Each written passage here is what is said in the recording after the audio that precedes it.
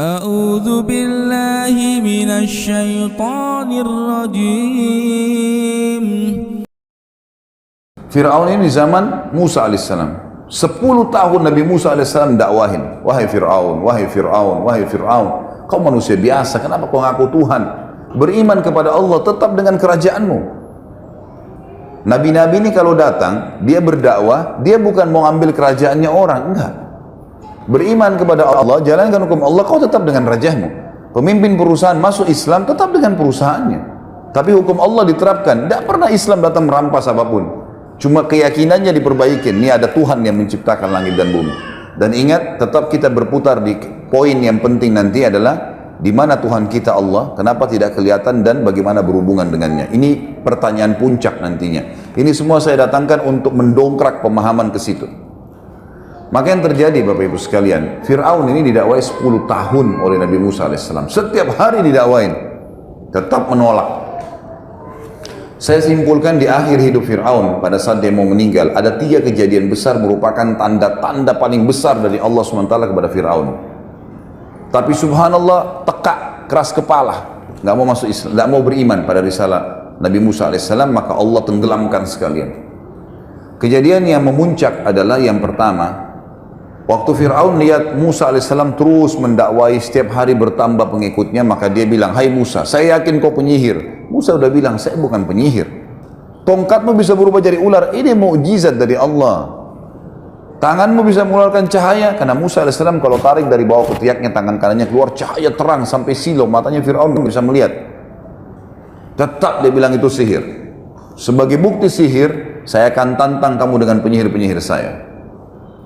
Baik, kalau Musa mengatakan kalau itu yang kau ambil putusan, silahkan, gitu kan? Iklankanlah di seluruh wilayah Afrika, seluruh Eropa, wilayah kekuasaannya, panggil semua penyihir yang merasa punya ilmunya paling hebat, datang. Fir'aun undang. Fir'aun sudah dianggap Tuhan, datang semua dan boleh minta imbalan apa saja. Terkumpul dalam beberapa riwayat, ada yang mengatakan 1000 penyihir, ada yang mengatakan 10.000 penyihir. Kita ambil jumlah terbesar lah, 10.000 penyihir datang. Semua mengaku hebat. Begitu mereka ketemu sama Fir'aun, sebelumnya Fir'aun sempat tanya Musa, wahai Musa, kapan ini? Pertandingan kita kapan nih antara kamu dengan penyihir-penyihir saya? Musa alaihissalam tahu ada satu hari dulu, di zaman itu namanya hari zina, Yaumuz Zina, dalam Al-Quran dikatakan. Hari zina ini Bapak Ibu sekalian adalah hari di mana Fir'aun keluarkan singgasananya di depan halaman istananya, lalu orang-orang pada datang menyembah dia, semua yang nyembah dikasih apa yang dia minta. Seperti itulah. Sama dengan Namrud, mirip. Tapi ini ada hari memang ditetapkan setiap bulan. Hari itu dikenal dengan hari zina, gitu kan? Bukan perzinahan ya, tapi zina ini bahasa Arab dalam makna lain artinya perhiasan. Karena Fir'aun mengeluarkan singa ini, kalau kami menang. Kata Fir'aun, apa saja yang kalian minta? Dan kalian akan menjadi orang-orang pendekat saya, dia menjadi penasihat-penasihat saya. Mau apa saja bisa dapat. Lalu kata mereka, mana lawan kami? Kata Fir'aun itu sana, 2 orang, Musa dan Harun. Mereka bilang, cuma 2 orang itu yang kita lawan. Penyihir-penyihir dengan sombongnya menantang. Cuma 2 orang, lalu untuk apa semua penyihir ini? Kata Fir'aun, bunuh dulu dia.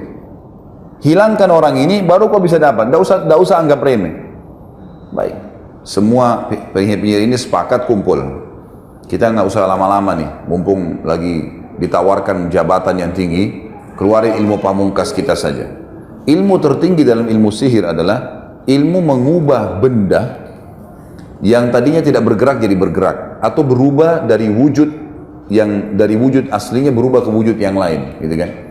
Seperti misalnya tali berubah jadi ular, pohon kesannya bergerak, tidak ada suara tiba-tiba kesannya ada suara, dan seterusnya. Seperti itulah untuk menakut-nakuti orang, karena kalau seseorang tidak takut maka tidak akan berpengaruh semua itu. Syaitannya nggak bisa buat apa-apa. Lihat tuh para penyihir-penyihir sekarang, kalau mereka mau menghipnotis orang, gitu kan? Di TV menepuk orang supaya bisa buat seperti yang dia mau, sistem penyihir yang dilakukan, harus orang-orang itu dulu dikuasai sama dia, minimal takut, minimal percaya, baru bisa. Kalau tidak percaya atau tidak takut, disuruh turun dari panggung, nggak bisa, dianggap nggak bisa, karena ini nggak bisa dipengaruhi oleh syaitan, gitu kan? Orang kalau punya keyakinan kuat tidak bisa, gitu.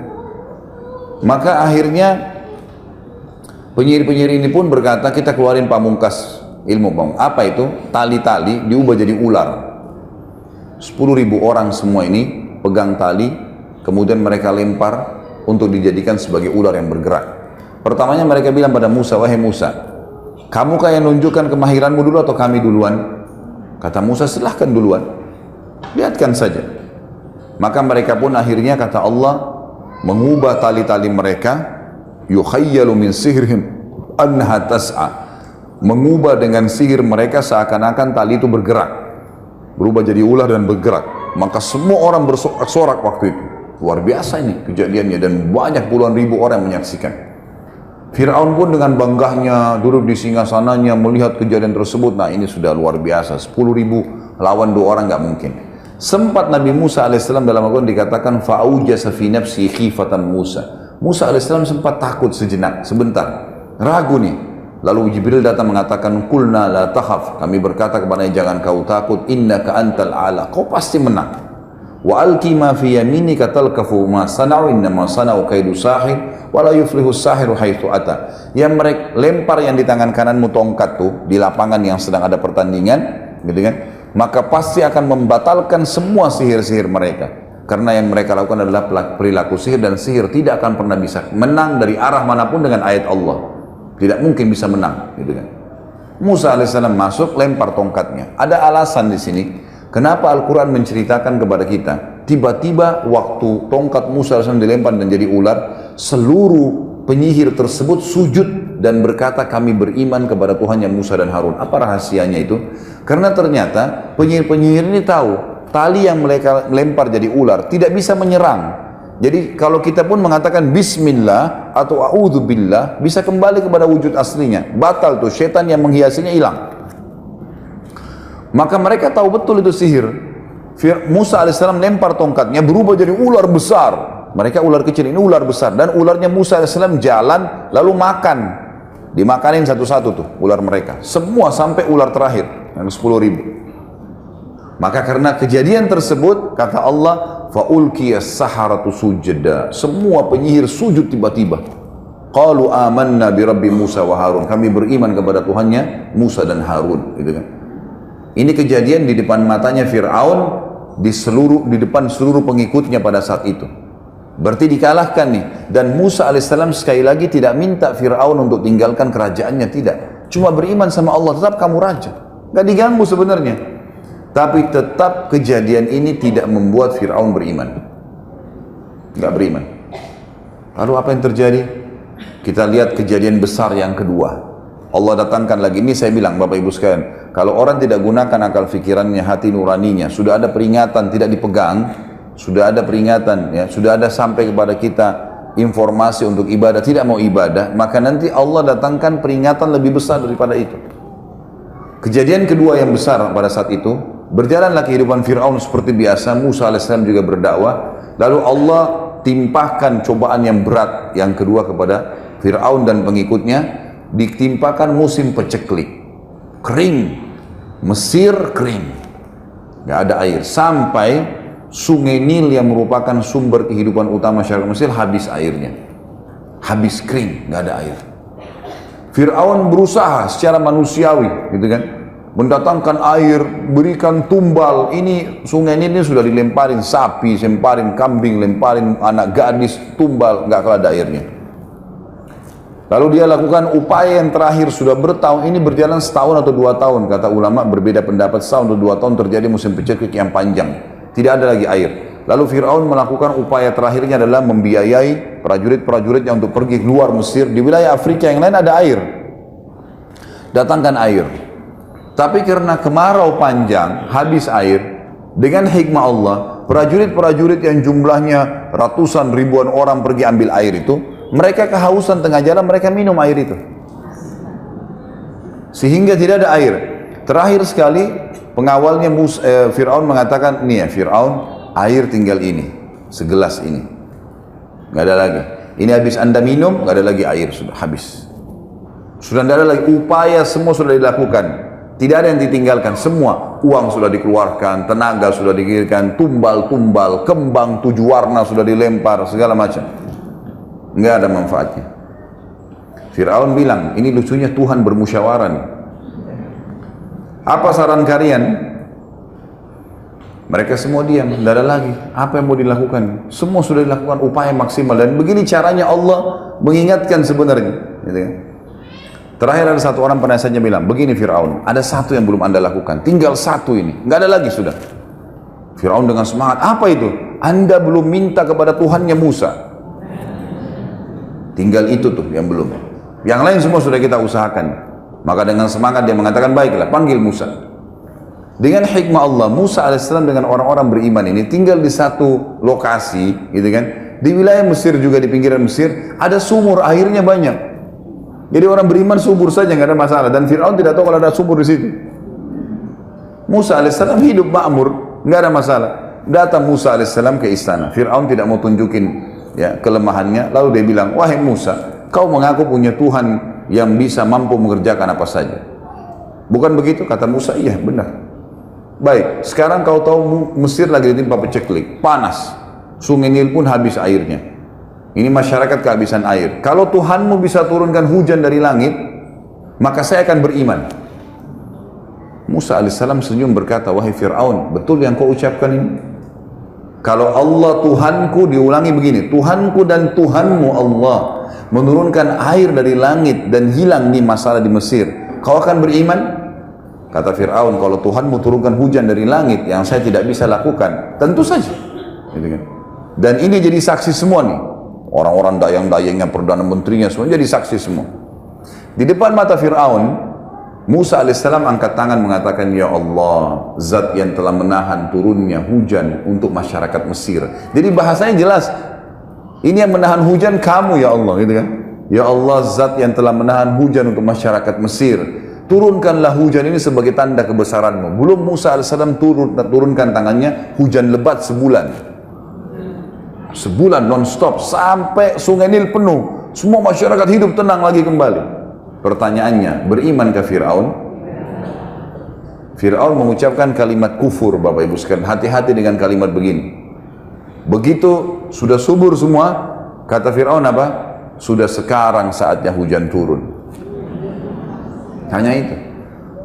Ini seperti Bapak Ibu sakit bertahun-tahun berobat, gitu kan? Nggak sembuh-sembuh. Satu kali sholat tahajud, mulai berdoa sama Allah, terus tiba-tiba ketemu dokter, ketemu resep sembuh. Wah, dokter saya hebat. Subhanallah. Allah yang sembuhin gitu. Kok bisa dokternya? Dokter kan semua resepnya semoga lekas sembuh, tidak ada pasti sembuh. Enak benar kita kalau ke dokter dia bilang pasti sembuh, itu luar biasa. Ini tidak ada dokter begitu, sehebat apapun dia, gitu kan? Jadi harusnya hati-hati dengan kalimat kufur begini. Baik, berjalan kehidupan lagi. Ternyata dengan kejadian tersebut tersebar satu wilayah Afrika. Kalau Fir'aun yang kita akuin sebagai Tuhan juga minta tolong sama Tuhannya Musa. Berarti Tuhannya Musa lebih hebat tuh. Banyak orang beriman kepada Musa alaihissalam, beriman kepada Allah. Fir'aun melihat komunitasnya dia makin kecil, tinggal yang di sekitar kerajaan. Yang lainnya ini kena tampiasan dakwanya Musa alaihissalam. Tidak juga mau beriman, padahal Musa tidak minta kerajaannya. Musa bukan datang mau merebut kerajaannya nih. Didakwahin baik-baik, cuma beriman kamu tetap dengan kerajaanmu, silahkan dengan kekayaanmu, dengan pakaian mewahmu, silahkan. Tapi hukum Allah berlaku. Nggak mau. Akhirnya dia kerahkan, ada pasukan khususnya Fir'aun. Kalau kita mungkin Kopassus khusus. Fir'aun tidak pakai kecuali dalam keadaan darurat. Dikeluarkan pasukan tersebut, ditambah dengan seluruh pasukan perangnya. Kata Fir'aun, sekarang saya akan bunuh Musa. Jadi bukan beriman, malah mau bunuh Musa. Musa alaihissalam begitu dengar Fir'aun keluar dengan pasukannya, manusiawi dia pergi. Musa alaihissalam pergi, lari terus dikejar oleh ini ribuan pasukan, gitu kan? Puluhan ribu orang pasukan perang dengan pedangnya, dengan perisainya, siap perang.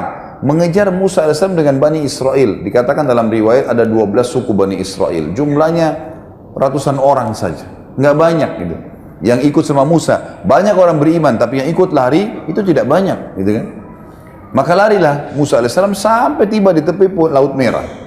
Di depan Laut Merah, di belakang pasukan Fir'aun yang beringas sudah siap membantai mereka. Bayangkan kalau kita di posisi Musa alaihissalam dengan pengikutnya, sudah takut mengikutnya, nggak ada senjata. Mereka rata-rata pengembala kambing, pegang kayu, bawa panci masaknya, nggak ada sesuatu yang dijadikan senjata. Maka dalam Al-Quran diceritakan pengikut Musa sempat mengatakan, ya Musa, inna mudrakun, kita sudah terjangkau nih, kita akan dibantai nih.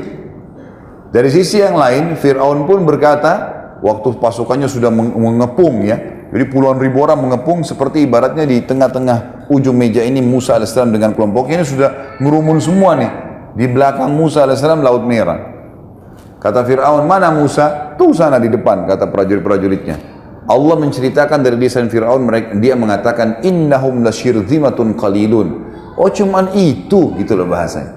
Sekecil itu jumlahnya, bantai aja. Dihabisin aja Musa AS.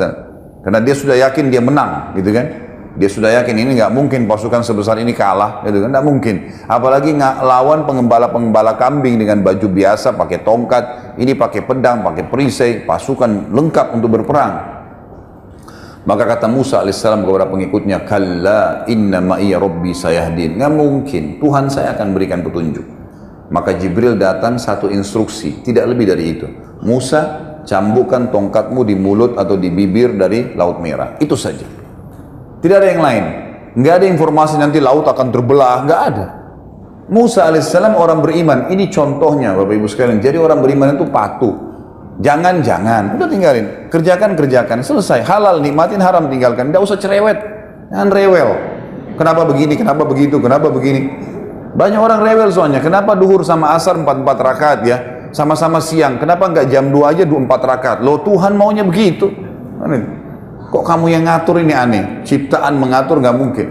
Makhluk mengatur pencipta nggak mungkin. Maka terjadi seperti itu. Musa alaihissalam dan para nabi-nabi memberikan pelajaran kepada kita. Ibrahim tadi disuruh berdiri saja, nggak buat apa-apa. Lakukan. Disuruh sembeli anaknya, sembeli. Pas mau sembeli nggak jadi, Allah selamatkan, gitu kan? Seperti itulah. Maka Musa alaihissalam disuruh cambukan. Musa belum tahu nih. Jibril datang bisikin, cambukan tongkatmu. Itu saja perintah Allah. Baik, cambuk di depan matanya Fir'aun. Lihat, ini sudah depan mata ini, sudah kelihatan, tinggal diserang saja Musa alaihissalam. Jadi kelihatan tuh angkat tongkatnya Musa, lalu Musa memukulkan di pinggir Laut Merah. Kejadian besar yang ketiga yang paling besar dalam kehidupan Fir'aun sebelum Allah tenggelamkan, berdiri air laut tersebut, Laut Merah seperti dinding yang besar, gitu kan. Berdiri air laut di depan mata kita, ini bagaimana? Luar biasa nih, berdiri air laut dan terbagi menjadi 12 bagian. Jadi setiap suku Bani Israel lewat di satu gang, gitu kan, supaya bisa selamat. Fir'aun waktu lihat itu, bukannya malah kagum atau misalnya berhenti, gitu kan. Ya sudahlah, kalau gini ini luar biasa Musa. Penyihirnya sudah kalah. Hujan sudah turun pun di Mesir. Ini lagi air laut di depan matanya kelihatan. Ternyata tidak. Instruksinya Fir'aun memang dasarnya dia suka jahat, yaitu jahat. Juhud itu suka membangkang. Maka dia mengatakan, kejar cepat sebelum Musa selamat ke pinggir. Masih dikejar sama dia. Dia masuk ke di antara air itu, lorong-lorong air itu. Sudah luar biasa dikuasai sama syaitan, gitu kan. Akhirnya Allah selamatkan Musa dengan pengikutnya, lalu tenggelamkanlah Fir'aun dengan pasukannya. Semuanya tenggelam.